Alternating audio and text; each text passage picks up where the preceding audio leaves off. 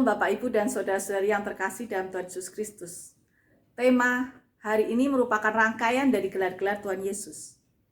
Dan hari ini adalah membahas Yesus, anak Daud. Bacaan terambil dari Yeremia 23 ayat 5 sampai dengan 6. Sesungguhnya waktu akan datang, demikianlah firman Tuhan. Aku akan menumbuhkan tunas adil bagi Daud. Ia akan memerintah sebagai raja yang bijaksana dan akan melakukan keadilan dan kebenaran di negeri. Dalam zamannya Yehuda akan dibebaskan dan bangsa Israel akan hidup dengan tentram. Dan inilah namanya yang diberikan orang kepadanya, Tuhan keadilan kita. Demikianlah firman Tuhan. Dari bacaan ini kita tahu bahwa salah satu gelar Tuhan Yesus di dalam perjanjian lama adalah anak Daud, keturunan Daud. Bukan hanya di dalam bacaan ini. Bahkan di dalam kitab Nabi Yesaya juga dikatakan, suatu tunas akan keluar dari tunggul Isai, dan taruk yang akan tumbuh dari pangkalnya akan berbuah. Maka pada waktu itu taruk dari pangkal Isai akan berdiri sebagai panji-panji bagi bangsa. Dia akan dicari oleh suku-suku bangsa dan tempat kediamannya akan menjadi mulia.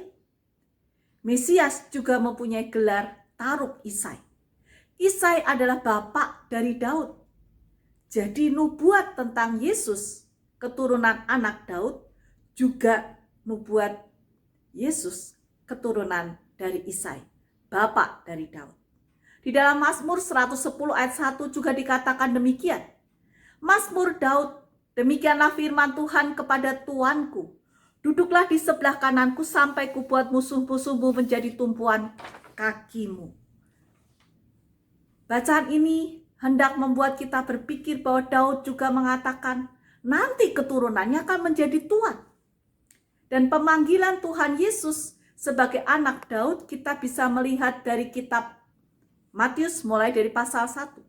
Yang menceritakan silsilah Tuhan Yesus dari Abraham sampai kemudian kepada Tuhan Yesus. Dan di dalam Matius 9 ayat 27 di mana kisah Tuhan Yesus meneruskan perjalanannya, ada dua orang buta mengikuti dan sambil berseru berkata, "Kasihanilah kami, hai anak Daud." Matius 15 ayat 22 juga dikatakan, maka datanglah seorang perempuan Kanaan dari daerah itu dan berseru, "Kasihanilah aku ya Tuhan anak Daud. Karena anakku perempuan kerasukan setan dan sangat menderita." Matius 15 ayat 22. Ada dua orang buta yang duduk di pinggir jalan mendengar Yesus lewat. Lalu mereka berseru, "Tuhan anak Daud, kasihanilah kami."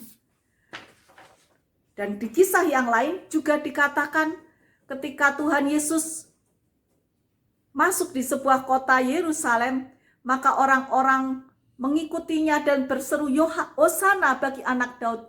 Diberkatilah dia yang datang dalam nama Tuhan. Hosana di tempat yang maha tinggi."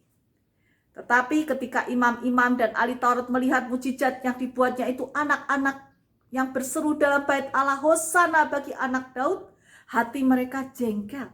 Matius 21 ayat 15. Dan juga di dalam Matius 22 ayat 43 sampai 46. "Apakah pendapatmu tentang Mesias? Anak siapakah dia?" Kata mereka kepadanya, "Anak Daud." Pertanyaan Yesus ini ditujukan kepada orang-orang Farisi. Yesus membuat para ahli Taurat dan orang Farisi kebingungan dengan meminta mereka menjelaskan makna dari gelar Yesus anak Daud. Bagaimana mungkin Sang Mesias yang adalah anak Daud, sementara Daud juga memanggilnya sebagai Tuan. Oleh karena itu ada tiga hal. Yang pertama, ketika orang-orang mengeluh-ngeluhkan, memberikan gelar putra Daud, maka Tuhan Yesus tidak menghentikan panggilan tersebut. Hal itu benar. Dan nubuat di dalam perjanjian lama digenapi di dalam diri Tuhan Yesus. Yang kedua, keturunan Daud adalah merupakan syarat untuk menjadi Mesias. Dan Tuhan Yesus telah menggenapi, telah memenuhinya. Dan yang ketiga adalah Allah yang mau merendahkan dirinya, bahkan mau menjadi hamba yang dalam rupa Allah tidak menganggap kesetaraan dengan Allah itu sebagai milik yang harus dipertahankan, melainkan telah mengosongkan dirinya sendiri dan mengambil rupa seorang hamba dan menjadi sama dengan manusia. Dan dalam keadaan sebagai manusia, ia telah merendahkan dirinya dan taat sampai mati, bahkan sampai mati di kayu salib. Tuhan Yesus dengan gelar anak Daud, ia adalah Mesias dan ia mau mati untuk menebus dosa saya dan Anda. Oleh karena itu, mari kita memiliki iman yang semakin kuat.